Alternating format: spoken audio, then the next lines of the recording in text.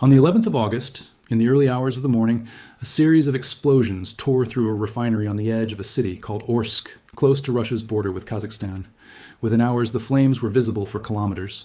Within days, the local governor would admit something Russian officials rarely admit in public, that the damage could not be repaired anytime soon, and that a facility processing 6 million tons of crude oil a year had gone completely dark.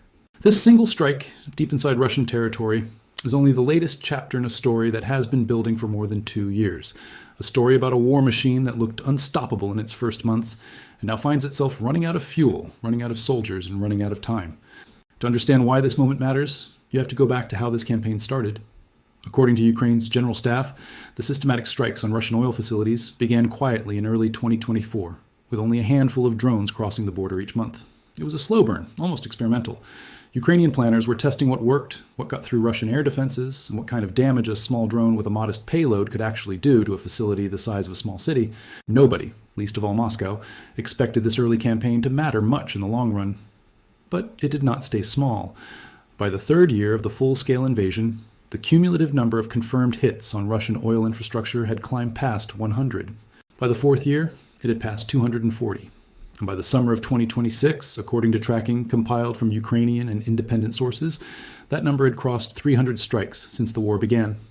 That escalation is the background you need before we get to the fresh news, because what happened at Orsk did not happen in isolation. It happened after a summer in which the Russian fuel system had already been pushed to a breaking point most Russians had never seen in their lifetimes.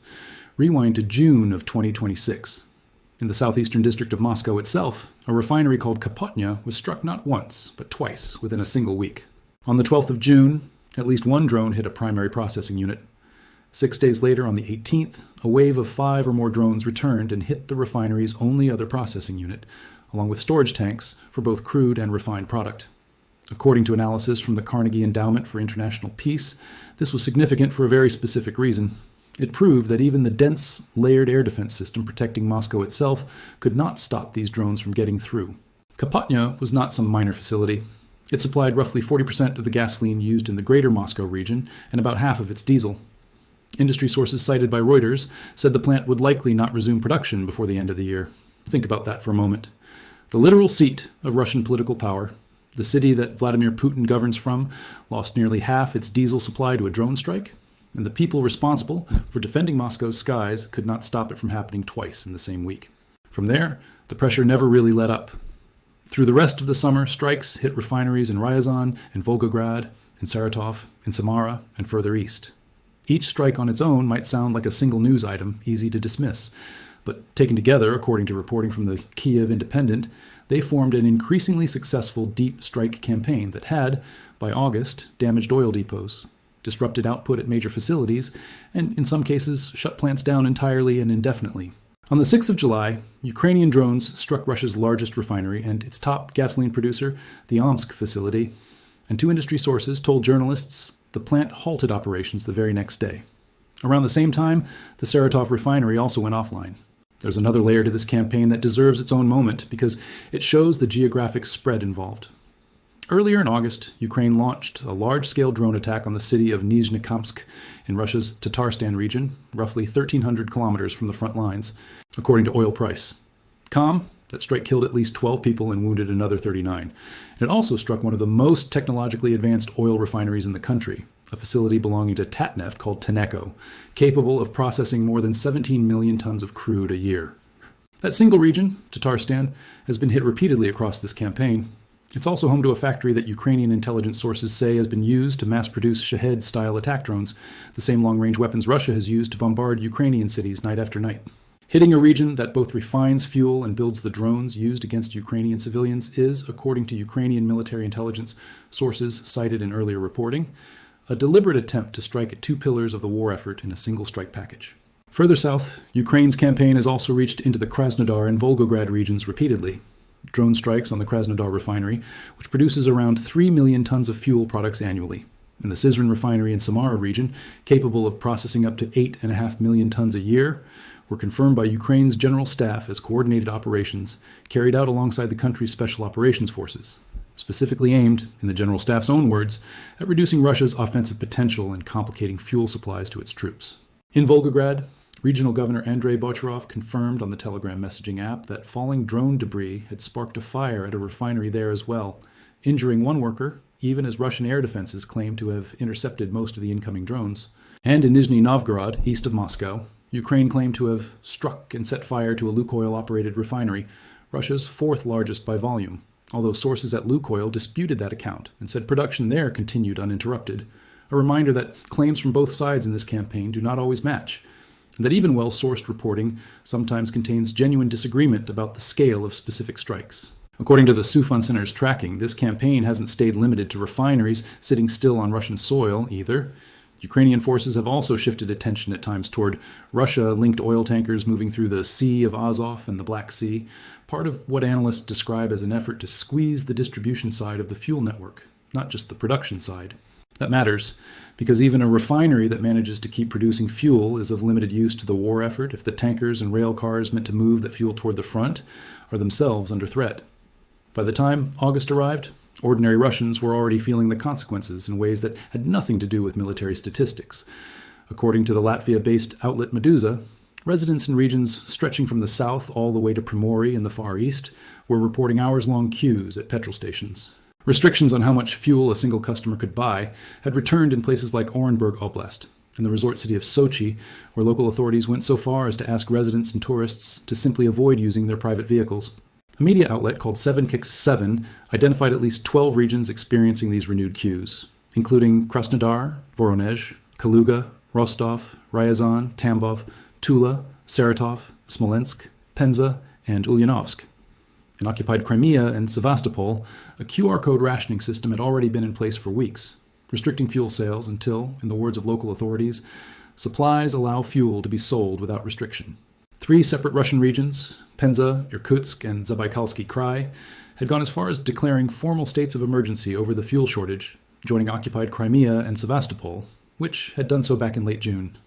This is the environment the Orsk strike landed in, not an isolated incident, but the newest blow to a system already buckling under the weight of dozens of previous ones.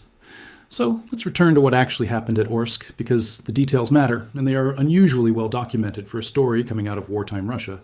The refinery is formally known as Orsk Nefteorgzintes, and it sits in the city of Orsk, in Orenburg Oblast, roughly 1,300 kilometers. Some reports say closer to 1,470 kilometers from the Ukrainian border, and only a short distance from Russia's border with Kazakhstan. According to Ukraine's general staff, this is one of the largest oil refineries in the entire Orenburg region, processing close to 6 million tons of crude oil annually and producing gasoline, diesel, aviation fuel, fuel oil, and bitumen. In other words, a facility that touches almost every part of Russia's domestic fuel supply chain, military and civilian alike. Reuters reported that the plant halted operations on the 11th of August and cited sources saying the drones had specifically damaged the refinery's processing units, the most technically difficult and expensive parts of any refinery to replace. What makes Orsk different from many of the strikes before it is the governor's own public admission.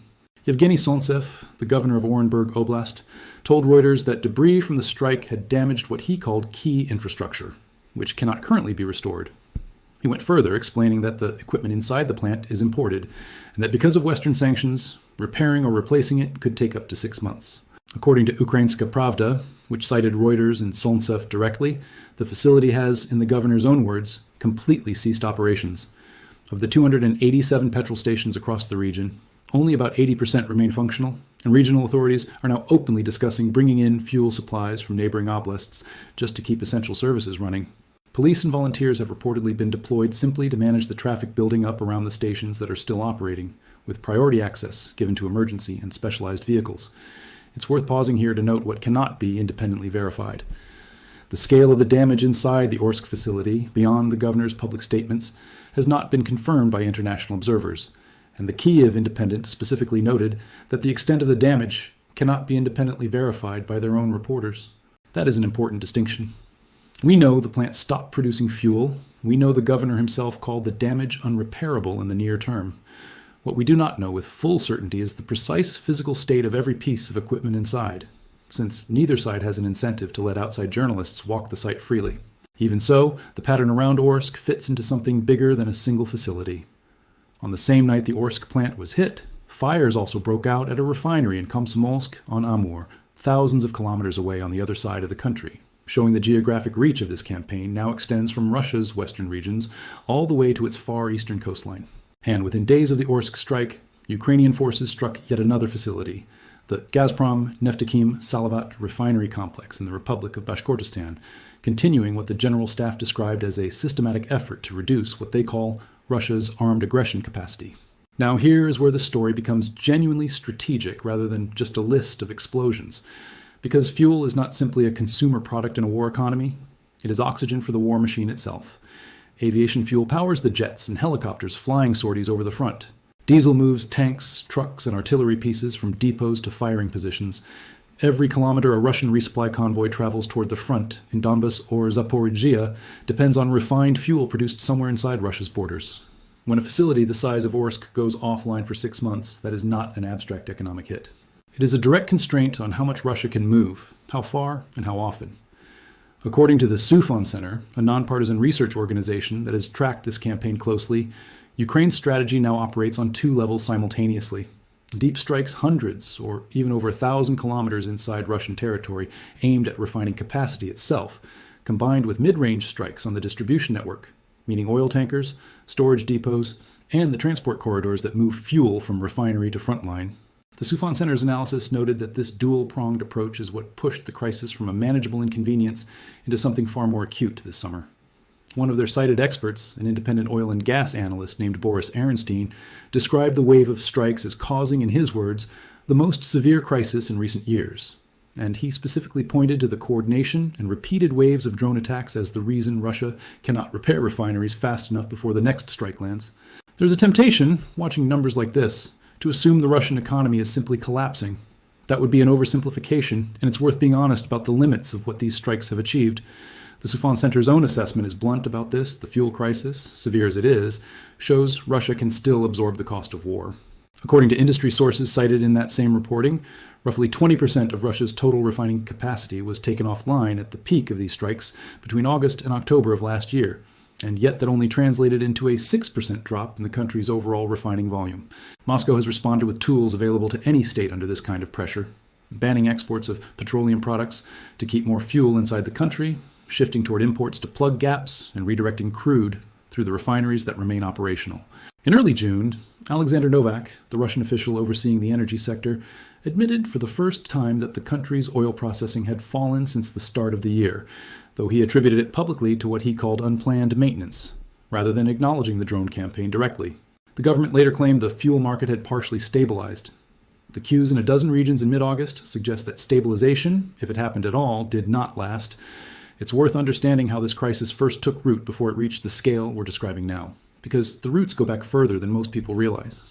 According to a detailed timeline compiled from Wikipedia's tracking of open source and media reporting, Russia had already experienced smaller gasoline shortages periodically since the 2010s, with a notable earlier episode in 2023. But the crisis that's still unfolding today traces most directly to August of 2025, when Ukrainian drone attacks on refineries sharply intensified. Media reports at the time documented over a dozen drone attacks on Russian oil infrastructure between the 2nd and 24th of that month alone, the majority concentrated on facilities in Ryazan and Volgograd oblasts. On the 27th of August 2025, Ukrainian media reported that the Ryazan refinery, described as one of the main fuel arteries feeding Moscow itself, had been struck by a powerful explosion. That same week, in a coordinated overnight operation, Ukrainian drone forces also struck the Krasnodar and Syzran refineries, prompting Russia to suspend all gasoline exports until the end of September in a bid to stabilize domestic supply. It didn't fully work.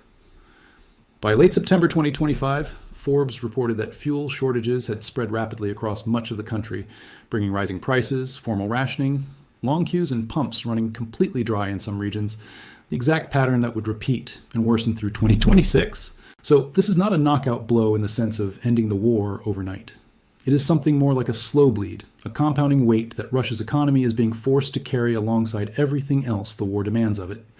Key in that everything else brings us to the second half of this story, one that gets far less daily coverage than a refinery fire, but maybe even more consequential in the long run. What is happening to the Russian military's actual manpower?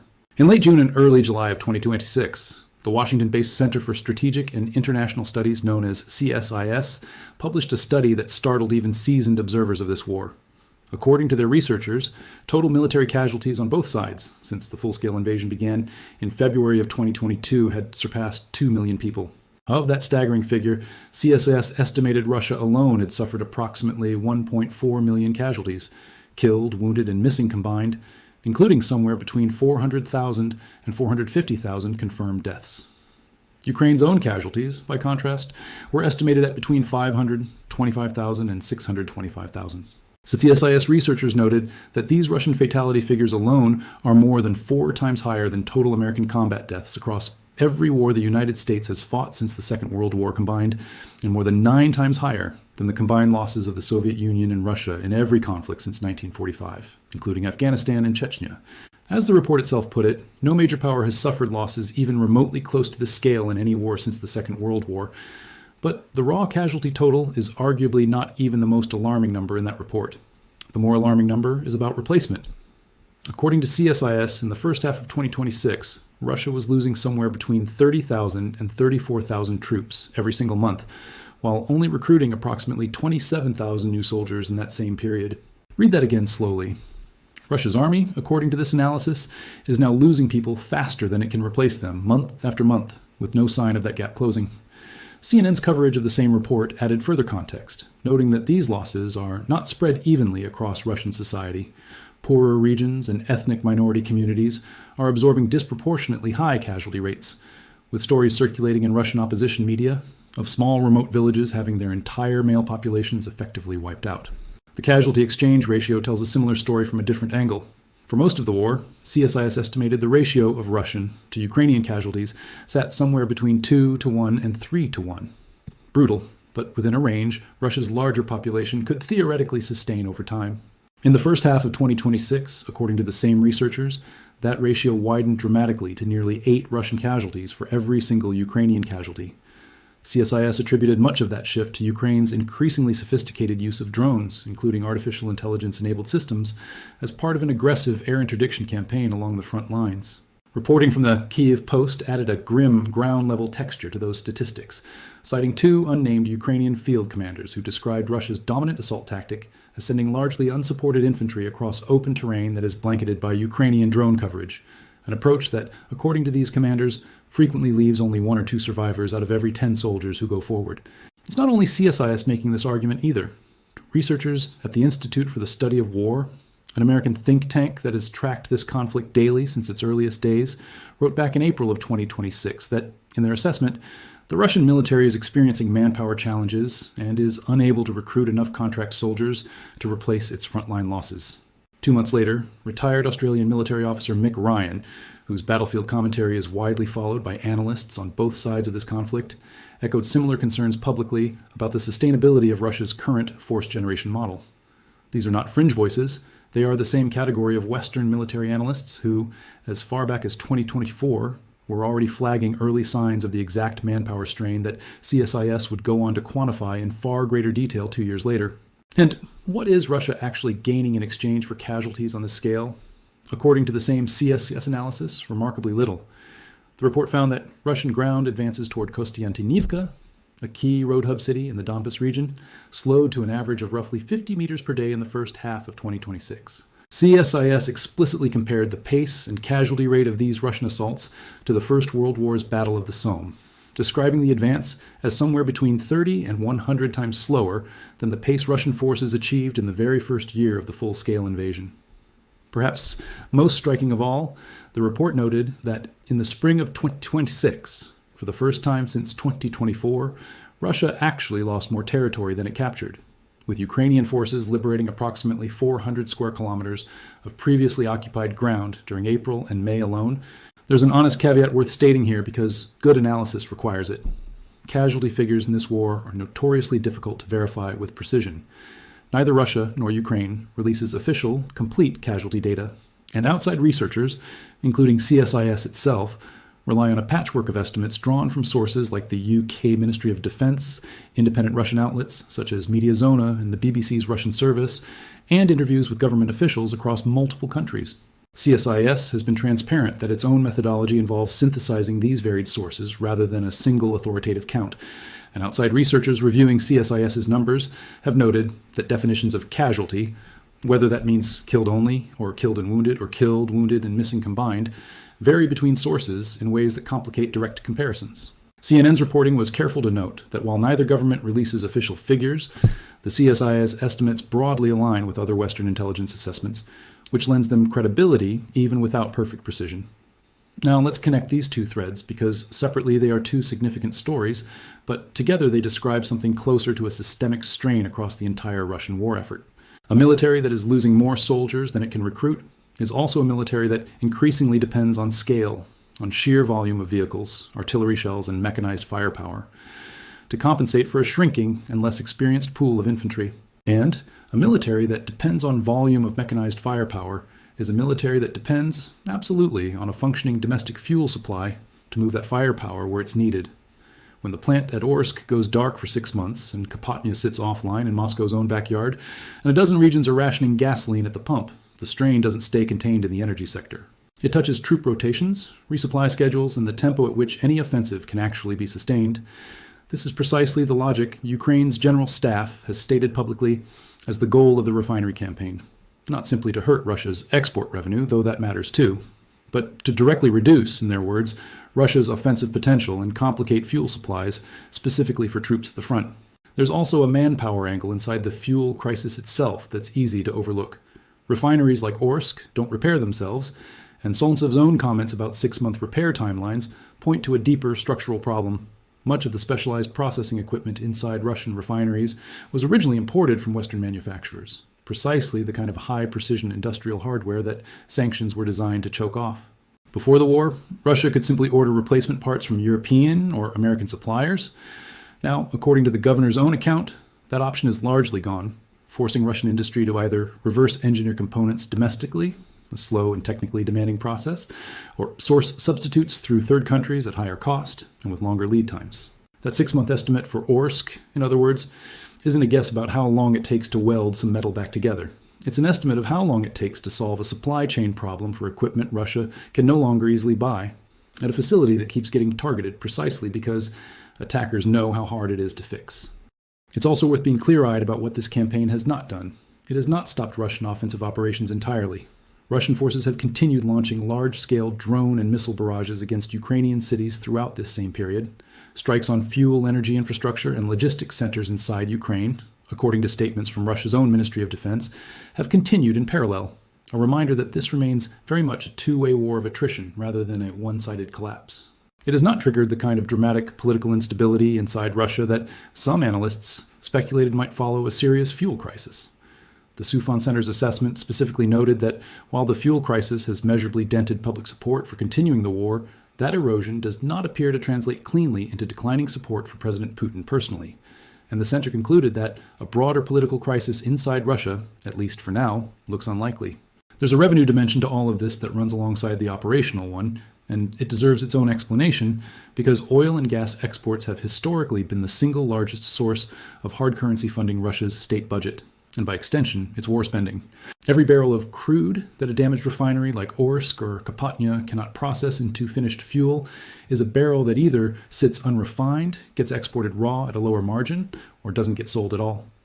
According to industry figures referenced by the International Energy Agency, even relatively modest disruptions to refining capacity can translate into outsized revenue losses, because refined products like diesel and aviation fuel command significantly higher prices on international markets than raw crude. Combine that with the fact that new sanctions from the United States and its allies have already made it harder for Russia to sell unprocessed crude and to insure the tankers that carry it. And you get a fuel sector being squeezed simultaneously from two directions: physically by drones destroying processing units, and financially by a sanctions regime narrowing the options for what to do with the oil that's left. Sources told Reuters that Russia has responded in part by feeding more crude oil through whichever refineries remain operational, trying to squeeze out enough refined product to keep both export revenue and domestic supply from collapsing at the same time. It is, in effect, a system running its surviving infrastructure harder to compensate for the parts that have been knocked offline, which is itself a strategy with limits, since machinery running beyond its intended capacity tends to fail faster, not slower. None of this is happening in a vacuum either. Throughout the same period, Russia has continued its own offensive air campaign against Ukraine's infrastructure, a reminder that the fuel war runs in both directions. Russia's own Ministry of Defense has publicly stated that its forces have used operational tactical aviation, strike drones, missile troops, and artillery to hit what it describes as fuel, energy, and transport infrastructure facilities and logistics centers serving the Ukrainian military. Ukraine, in turn, has faced its own periodic energy crises over the course of this war, particularly during winter months, when Russian strikes have targeted the power grid directly. The difference, according to most Western analysts tracking both campaigns, lies less in intent. Both sides are clearly trying to degrade the other's ability to sustain a prolonged war, and more in scale and reach, given that Ukraine's strikes are now routinely landing well over 1,000 kilometers inside Russian territory, a level of depth that would have seemed almost unthinkable in the earliest years of this war, when Ukraine had few, if any, weapons capable of reaching that far. What this campaign has done, based on everything documented above, is force Russia into a war of compounding costs on two fronts simultaneously, one measured in human lives lost faster than they can be replaced, and one measured in refining capacity knocked offline faster than sanctioned, hard to replace imported equipment can repair it. Orsk is simply the newest data point in that second column, and CSIS's July figures are the newest data point in the first. Individually, either one might be absorbed. Together, sustained month after month, they describe a machine under a kind of pressure that is very difficult to reverse quickly, regardless of how the front line itself looks on any given week. Before we close, it's worth being transparent about where this script's information comes from and what remains genuinely contested. The details on the Orsk refinery strike are drawn primarily from Reuters, citing Orenburg Oblast Governor Yevgeny Sontsev directly, along with corroborating reporting from Ukrainska Pravda, the Kiev Independent, the Kiev Post, and Oil Price. All of which cite Ukraine's general staff for confirmation that the strike occurred.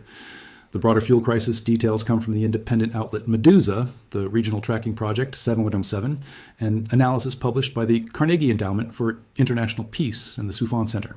The casualty and recruitment figures come from the Center for Strategic and International Studies' own published report, with additional context and verification checks drawn from CNN's reporting on that same study, and from Russia Matter's independent review of CSIS's methodology. What remains genuinely unverified is the precise internal physical damage at the Orsk facility beyond the governor's own public statements, and the exact real-time casualty totals on both sides, since neither Moscow nor Kiev publishes complete official figures, meaning every number cited here, including CSIS's own, is a researched estimate rather than a confirmed government count. It's also worth stepping back and asking how a campaign like this even became possible in the first place, because the answer says something about how this war has evolved technologically since 2022. In the earliest months of the full-scale invasion, Ukraine had almost no capability to strike deep inside Russian territory at all.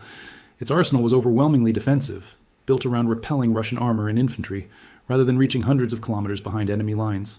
That changed gradually through a combination of domestically produced long-range drones, adapted commercial technology, and, over time, growing indigenous production capacity that reduced Ukraine's reliance on any single foreign supplier for these systems.